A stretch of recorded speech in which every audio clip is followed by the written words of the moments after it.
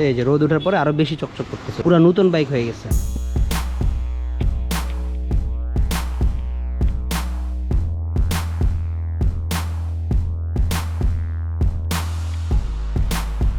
This is dashboard polish flamingo ব্র্যান্ডের। তো এই জিনিসটা কালকে নিয়ে আসছি। দিস ইজ ফার্স্ট টাইম, আমি আগে এরকম কিছু ব্যবহার করি নাই।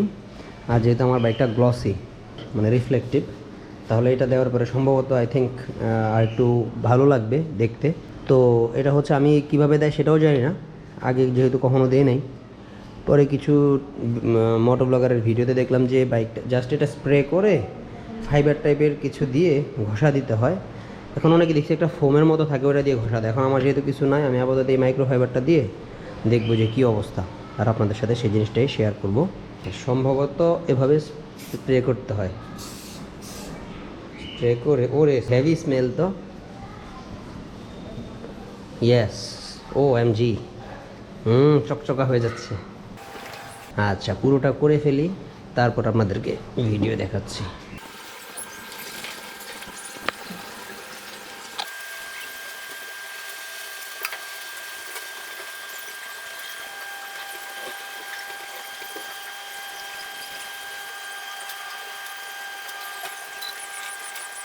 একবার পুরো বাইকটা পলিশ করে দিলাম, কিন্তু আমার মনে হচ্ছে না যে অতিরিক্ত কোনো শাইনি লুক আসছে।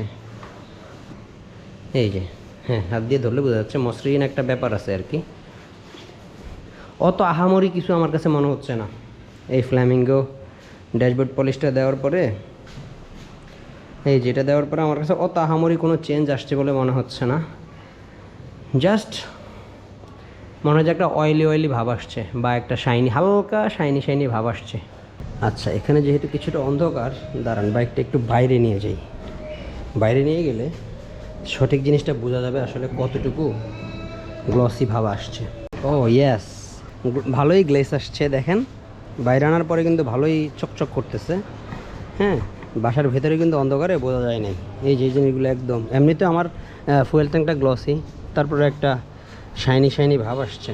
হ্যাঁ, এই যে সামনের দিকটা একদম ফুল শাইনি। আর একটু স্প্রে করি,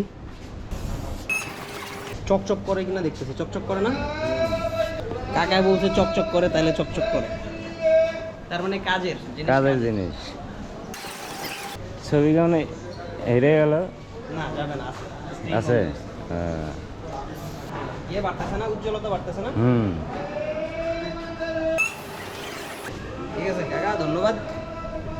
তার মানে অনেক শাইনি হয়েছে আগের চেয়ে, অন্ধকারে বোঝা যায় না বাসায়। দেখেন এই যে চকচক করতেছে, পুরো একদম নতুন মতো হয়ে যাবে যখন আমি ইঞ্জিনে পারফেক্টলিভাবে স্প্রে করবো এখানে, তখন সবগুলো একদম ব্ল্যাক হয়ে যাবে। দেখেন রিমটা স্প্রে করছিলাম, রিমটা পুরো কালো হয়ে গেছে এবং একটু শাইনি হয়ে গেছে।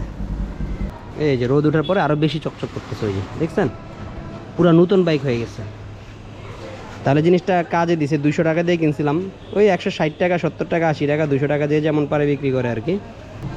ওকে, দ্যাটস অল ফর টুডে।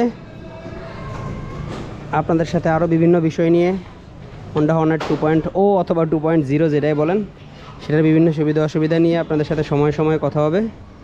সেগুলো পাওয়ার জন্য অবশ্যই ফেসবুক পেজ অথবা ইউটিউব চ্যানেলের সাথে থাকতে হবে। টাটা, বাই বাই, আল্লাহ হাফেজ, আসসালামু আলাইকুম, পিস।